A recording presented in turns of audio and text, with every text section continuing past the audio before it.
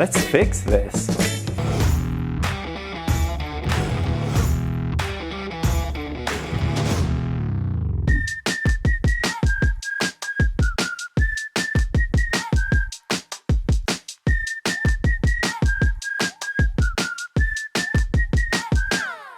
I'm Martin Keane, and I've been working my way through the BJCP style guidelines, brewing each of the 99 beers in order.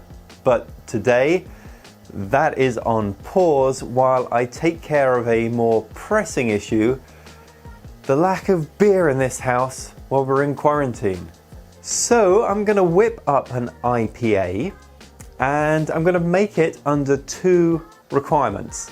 Number one is it has to be sourced with ingredients that are already in the house, considering that we're under stay-at-home orders. And number two, it needs to be ready as soon as possible. As for the parameters for this beer, I'm going to go with the rule of 6 for this IPA. So an original gravity of 1060, which will give a 6% beer, and for bitterness, about a bitterness of 60. That should be a nice well-rounded IPA. And in terms of character, I'm going to err more on the side of a fruity IPA rather than a piney IPA. All right, with those requirements in place, let's see what we can do. For base malt, I'm going to use 2-row pale malt. Now I am brewing a 10-gallon batch, so I'm going to use 10 pounds of base malt.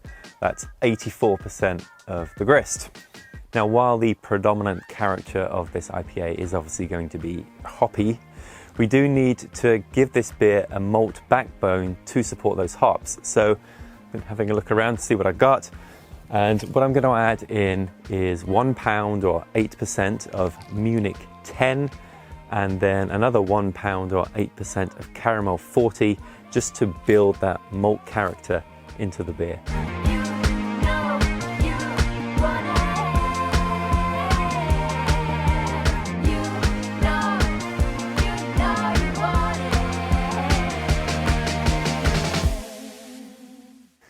Looking for a pre-boil gravity of 1043, which should be about a 40-minute mash. And it's mashing at 152 Fahrenheit or about 67 Celsius. Hand on my head, chest on my chest.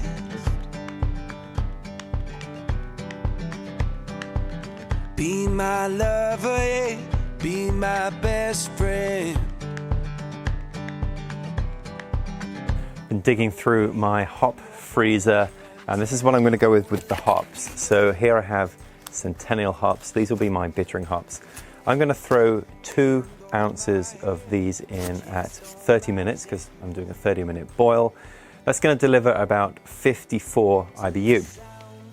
Then with 5 minutes from the end of the boil, that's where Cascade will come in to give a little bit of that floral and citrusy aroma and a little bit on the flavor. And then at flame out, an ounce of Amarillo, which will really bump up that citrusy profile of the beer as well. And I'm also going to throw in another 1 ounce of Amarillo in the dry hop. Yeah, we left New York City with our windows down.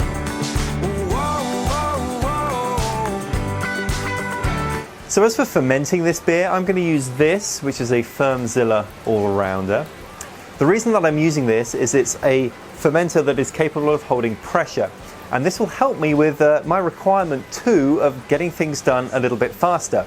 What I'm going to do is when this beer is ready to dry hop, so as the fermentation is coming to an end, I'm going to put the dry hops in, I'm going to seal it back up again, and then I'm going to store it at 15 psi of pressure. What that means is that while the fermentation is finishing up and those dry hops are infusing in the beer will also be carbonating. So that will reduce the time that I need to actually make the beer fizzy at the end. We're going to overlap a few steps. We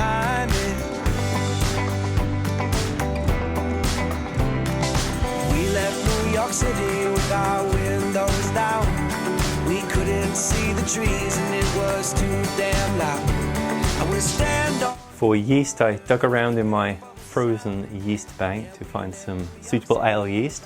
And what I've got is WLP020 German Ale. I made a starter of this yesterday, which I'll pitch in.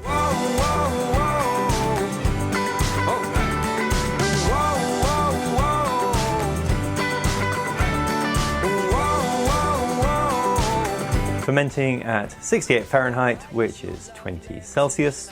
Brew day is done. We're 4 days into fermentation now, and the beer has come down to 1019. Beersmith tells me we should expect to get down to a final gravity of about 1014, so we're nearly done with fermentation, and it's at this point that I like to do my dry hopping. So I'm going to open this up and throw my hops in. On your border and I'll search through the clouds. Yeah, we left New York City with our windows down. Whoa, whoa, whoa. Okay, so I've closed the lid up, and yes, I did open this lid and expose the beer to oxygen. It's not good, but because fermentation is not done, then that oxygen should get consumed by the yeast, and this is not going to be an issue. Now I want to get this beer ready super quick, so I am going to start carbonating it now.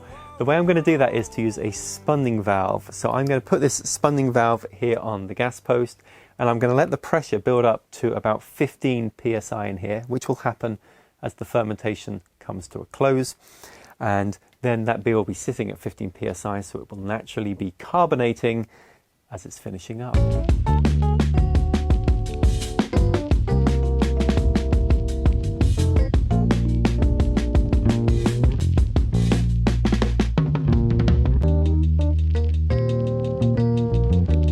So it is tasting time, and we are here at our neighborhood, what are we calling this? Neighborhood quarantine party? Happy hour? Neighborhood happy hour to try the quarantine IPA. It's been 2 weeks since we got it. So we're just going to try this beer and see what we think of it. It's actually really good for an IPA. For an IPA? Yeah. Despite the fact it's an IPA, it's quite good. Yeah, because I don't like IPAs. It's, yeah, tropical fruit, quite fresh, I think. Oh, it's got tropical fruit? No, it's got hops that give that impression. Oh, okay. I really thought there was tropical fruit. Joe, you're all the way over here. What do you think? I think it goes down pretty good. What kind of glass are you drinking that out of, Joe? Is that a whiskey glass? It's a whiskey glass from Twitty and Company. Well, glad you like it. Cheers. Cheers. Cheers. Cheers. And a 6 foot Cheers. cheers. 6 foot cheers.